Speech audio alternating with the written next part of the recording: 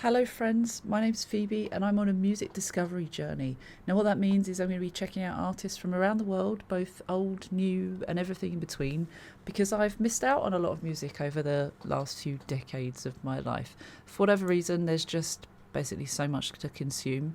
And I created this channel because I thought it'd be a great idea to share that with people. Now, we can't know everything, so please be understanding of that. And I am learning, and I'm happy to take criticism or advice and everything like that. I recently listened to Pink Floyd's Comfortably Numb, and I was fascinated by them. And I don't know why I haven't properly sat down and listened to their stuff before now. My mum definitely brought them into our lives over the years and had listened, but for whatever reason I just hadn't really given them the time of day, and kind of sad about that, but at the same time I'm happy to be learning now. We had a request on that video from Jack Robinson 6277 that said, "You just experienced what is known as the greatest guitar solos of all time." Now, it was an incredible guitar solo. There were 2 guitar solos. Anyway, if you want to listen to an amazing Pink Floyd song, please listen to the Great Gig in the Sky live pulse version. It will blow your mind. Say no more. Say no more. So that's what we're going to do now. I will start and stop as we go through. My reason for this is I want to share you my journey, my thoughts as we go through it. That might be something that people don't want to see. And for that I say, please check out the video below, or if you already know the song, great, brilliant. But this is my journey that I want to share, and this is how I feel most comfortable doing it. I'm more than happy for constructive criticism, of course, but I understand that some people might just come out and be like, this is not how I want you to do it. Fun fact, I'm not you. But I hope that helps. All right, this one's 5 minutes 17, so it's not as long as Comfortably Numb was. I'm intrigued to see how this goes. So.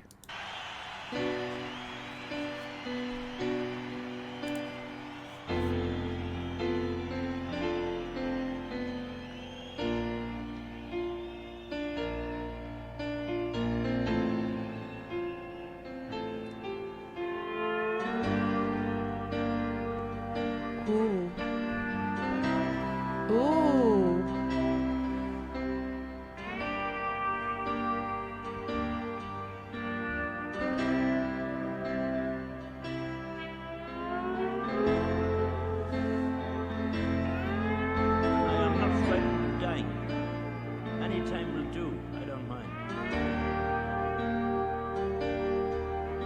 Should I be dying? There's no reason for it. You've got to go sometime.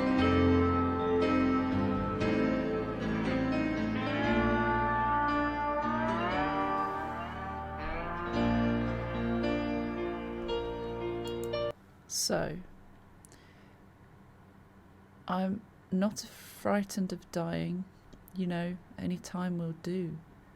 I don't mind. Why should I be frightened of dying? There's no reason for it. You gotta go sometime. It's a fair point to make. I'm terrified of dying. And I guess a lot of people can relate to that.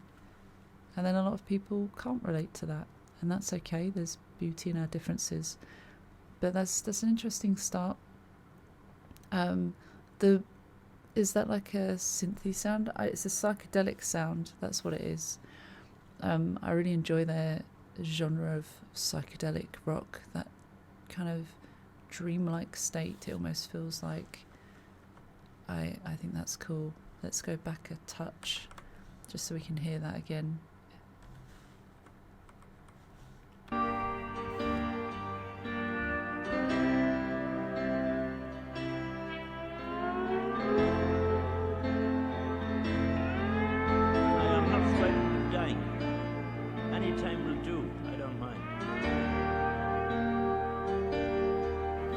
Should I be dying? There's no reason for it. You've got to go sometime.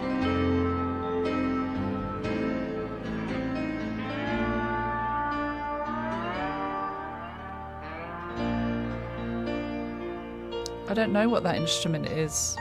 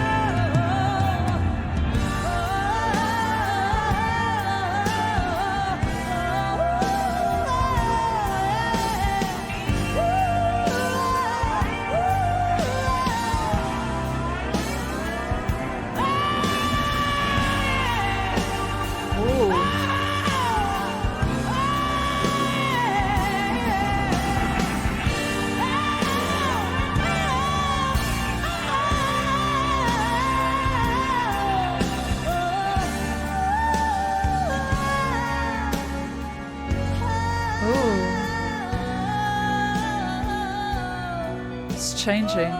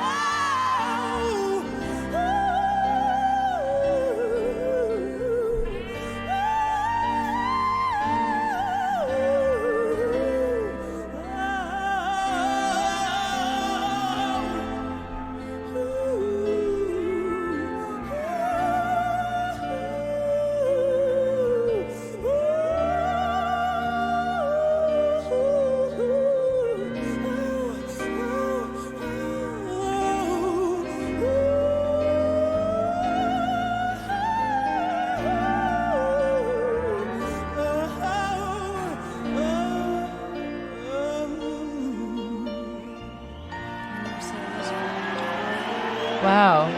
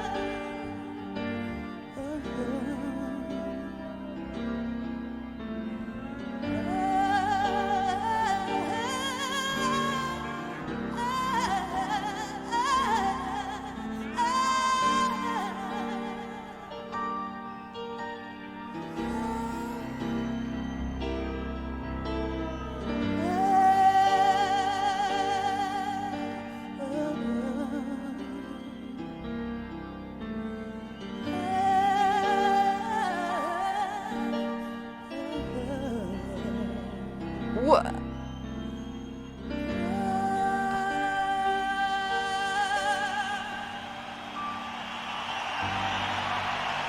Wow. That's it. That was really cool.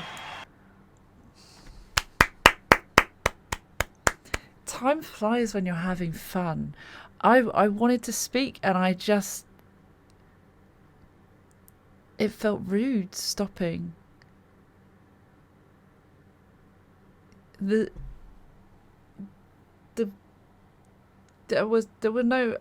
got the lyrics up here and I was going through it and it was like non-lyrical vocals and I was like, okay, and then I'm scrolling down and then it's the end of the song as well. I didn't realise. I thought it was like a lot of non-lyrical and then I thought there might be something else. That was really interesting. The structure of the song, how it kind of had it had ebbs and flows as well, it felt like it was getting louder at certain points and then regressing. The non-lyrical vocals, the vocals were like just quite captivating. There was so much I wanted to say, and now this is why I start and stop, because I forget what I'm supposed to say. But I think you can gauge that it was just, it had me in a chokehold almost. It was just captivating. I love how, I don't know what that instrument is that he's using. Used in the Great Gig in the Sky. The Great Gig in the Sky. Oh, of course, like the afterlife or heaven or something like that. I'm not afraid of dying. And one of the vocalists also said, I never said I was frightened of dying. Very interesting. Let me see. Are there... Oh, it's a pedal steel guitar. Is that what that is?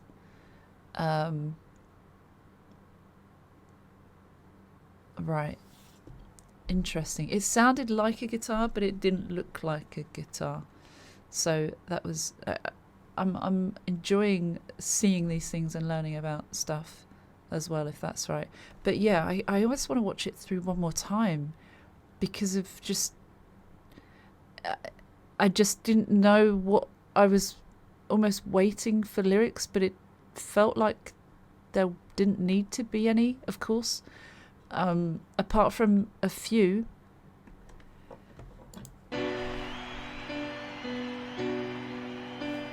Lighting's really cool.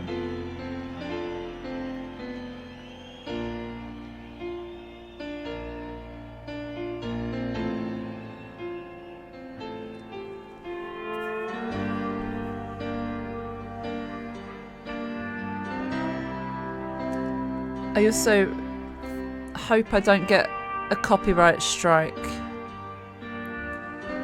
or a copyright warning because of this. That's also why I start and stop. I am not frightened of dying. Any time will do. I don't mind. Why should I be frightened of dying? Is he Irish? Reason for it. We've got to go sometime. I was going to ask that before. Is he Irish?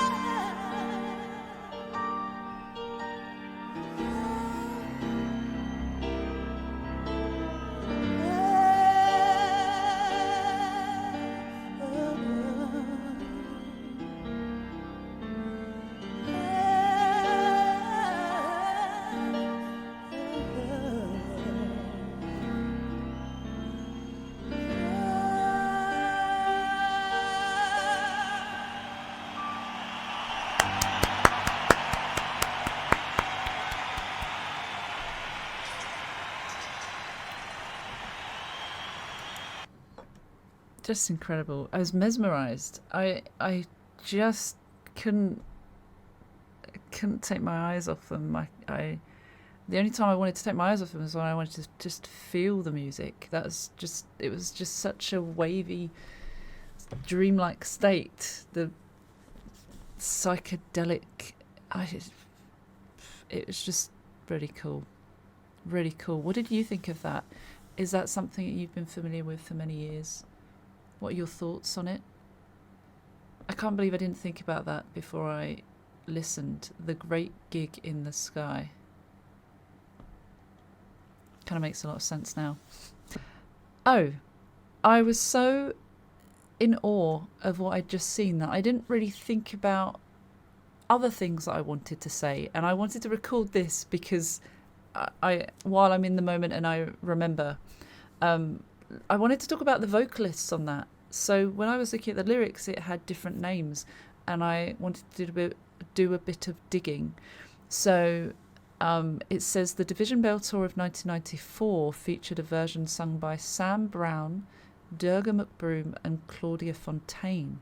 A recording from the London concerts can be found in the live album Pulse, 1995. When Floyd's manager, Steve O'Rourke, died in 2003, Gilmour, Wright and Mason played Fat Old Son and The Great Gig in the Sky, at his funeral. McBroom said Richard Wright liked her version best, and as he had requested, she sang it at Wright's funeral. That's precious. That's really nice. And talking of the vocalists, just how they made me feel during that, I guess. On one hand, it was like, is it kind of letting go of the pain? Is it an outlet where they were releasing sound, vocals into the atmosphere? A kind of form of release, at least it's talking about end of life, I guess, or the great gig in the sky, heaven or something. Let's have another quick look, because I have got the Wikipedia page up. So it's the 5th track on Dark Side of the Moon. The song features music by keyboard player Richard Wright and improvised wordless vocals by session singer Claire Torrey. So that was on the original recording. It's one of only 3 Pink Floyd songs to feature lead vocals from an outside artist. Ooh, okay. I mean, we are going to listen to a lot more Pink Floyd here. The song began as a chord progression created by keyboard player Richard Wright, which was known in its early stages as the Mortality Sequence. Oh. Or the Religion Song. That makes sense. During the first half of 1972, it was performed live as a simple organ instrumental, accompanied by spoken word extracts from the Bible and snippets of speeches from Malcolm McGurridge, a British writer known for his conservative religious views. By September 1972, the lead instrument had been switched to a piano, with an arrangement very similar to the final form but without vocals, and with a slightly different chord sequence in the middle. Various sound effects were tried over the track, including recordings of NASA astronauts communicating on space missions, but none was satisfactory. That's a cool idea, and I love how they were experimenting with different things, but nothing seemed to work enough. I think that's really cool, experimenting and trial and error, isn't it?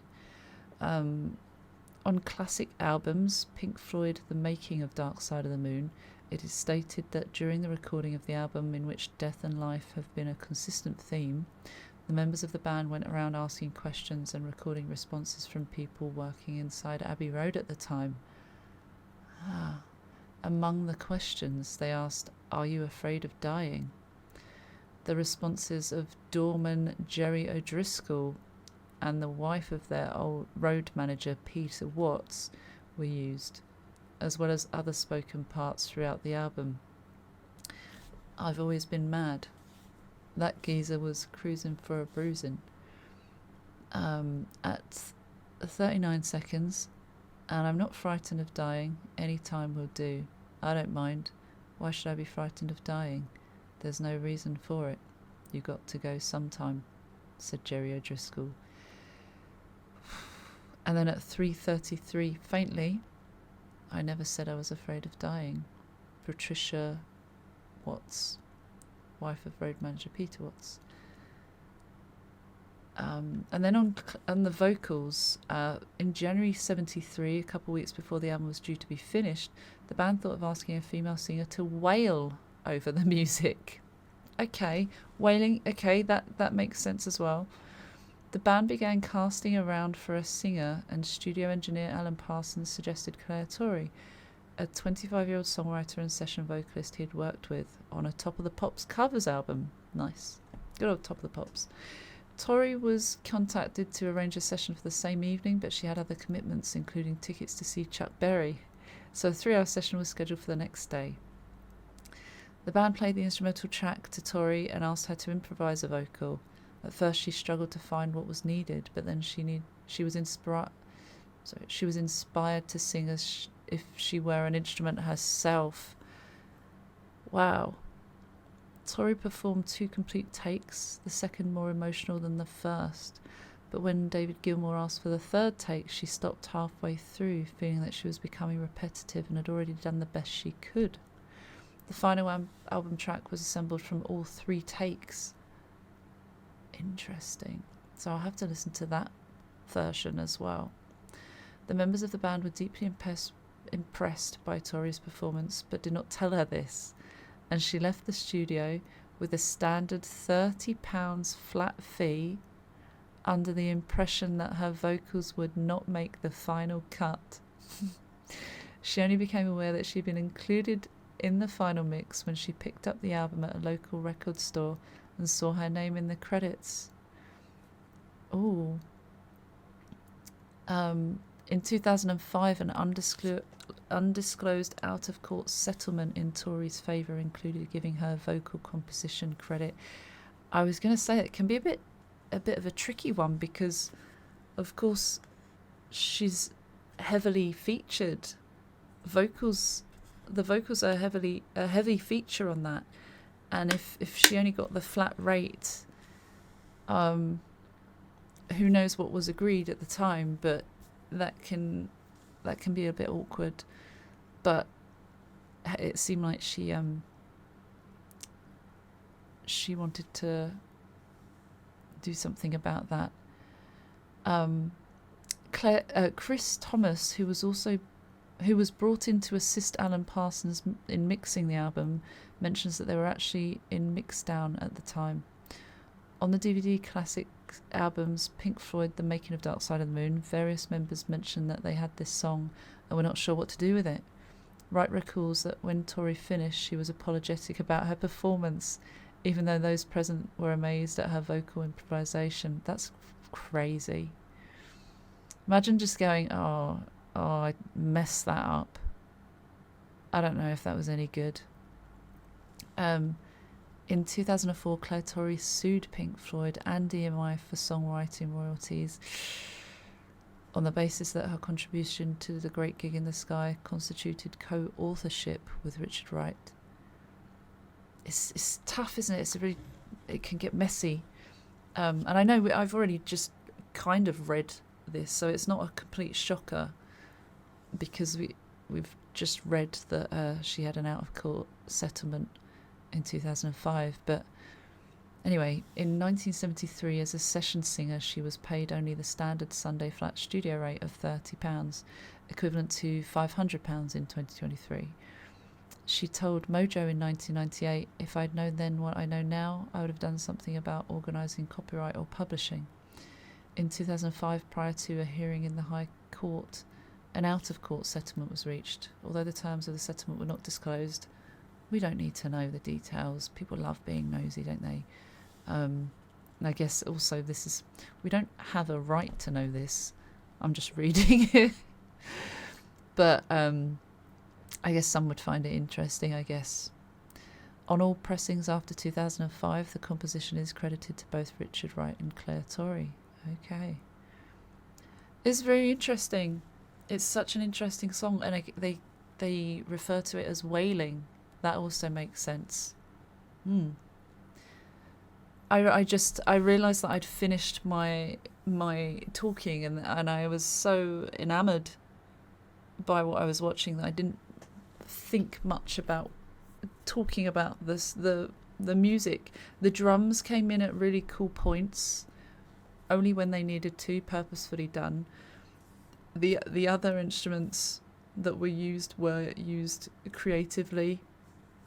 I just loved that sound, and then the wailing on top of that, just cool, really cool. And talking about dying, end of life, and being scared of death or not. So yeah, thank you for listening to my rambles or my reading. I like learning and sharing that with you, because there might be people here that don't know certain things, and there might be people that can also insert a bit of lore in the comments. So if you have any lore, please insert them in the comments, or if you have any other suggestions of what might be good to you to listen to in the future, then please let me know. Everyone is welcome to suggest something. And on that note, I will see you for another one very soon, hopefully. Take care. See you soon. Bye bye.